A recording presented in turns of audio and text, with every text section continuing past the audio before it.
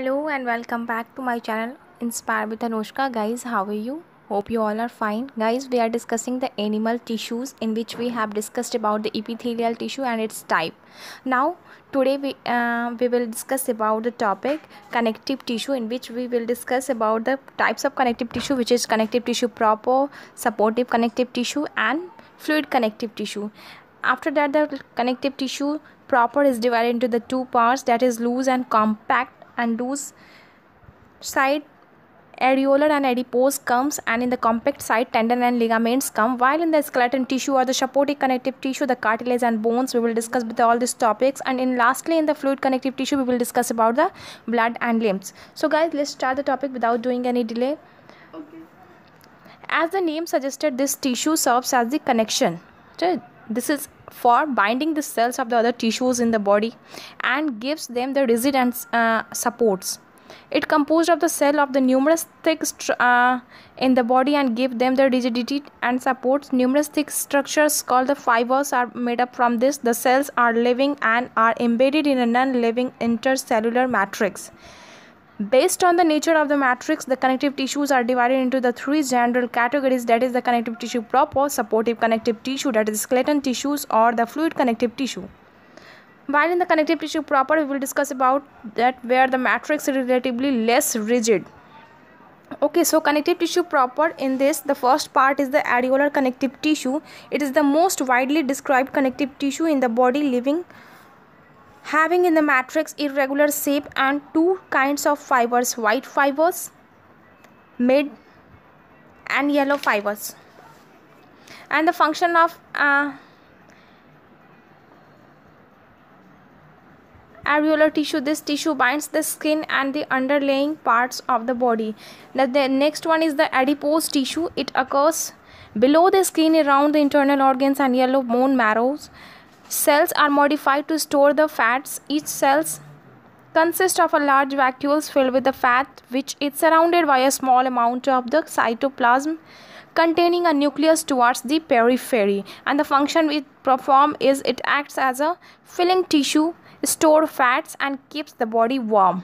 So the next one is the tendon. Tendon is the tough and non-elastic, made up of the white fibers and connects the muscles to the bone. So whenever, most of the time, the objective questions comes that what joins the muscles and bones together, then we will put in the option tendon. Okay, the last one is the ligaments. The ligaments are also an elastic thing and it consists of a yellow fibers. They connect the bone to bone. So we will discuss about the second type of the connective tissue, which is the supportive connective tissue or the skeleton tissue, in which we will discuss about the cartilage and bones.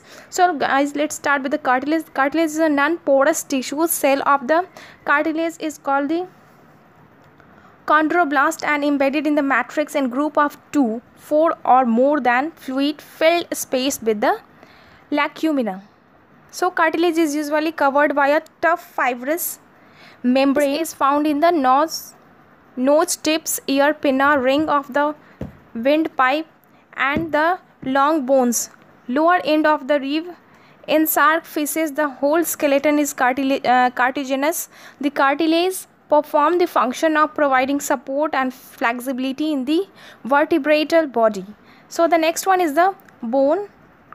In supportive connective tissue, bone is a very strong, rigid and porous tissue. The matrix is impermanent with the phosphate and carbohydrate of the calcium and magnesium. Blood vessels and nerves are present inside it. The bone cells called the osteocytes are present in the concentric rings and nerves are present between the lamella.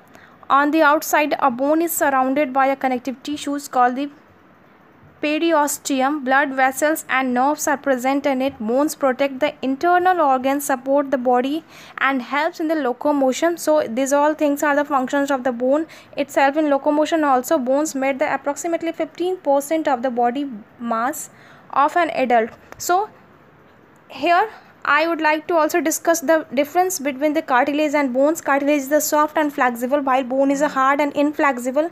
Cartilage is a non-porous, bones are porous. Cartilage does not carry blood vessels, while bone has blood vessels inside its cartilage matrix is made up of the protein, while the matrix of the bones is made up of the salt and calcium, magnesium and phosphorus. Cartilages are in cartilages bone marrows are absent, but in bone marrows are present. Matrix occurs in as an homogeneous mass.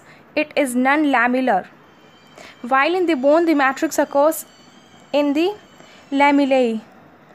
Now we will discuss about the last topic of the connective tissue, that is the last type of connective tissue, which is fluid connective tissue, in which we will discuss about the blood and the limbs. Blood and limbs consist of the fluid. The tissue consists of the cell and matrix without the fibers. Matrix is in the fluid state and is called as plasma. Transportation of the materials from one place to another within the body is brought through these tissues. Let's have a look over the blood. Blood is a bright red colored fluid connective tissue. It consists of the straw colored fluid called the plasma, in which the various kinds of cells or the corpuscles are embedded or present. The first one is the erythrocytes, then leukocytes, and then blood platelets. Erythrocytes are the red blood cells, leukocytes are the white blood cells, and blood platelets stores the liquid.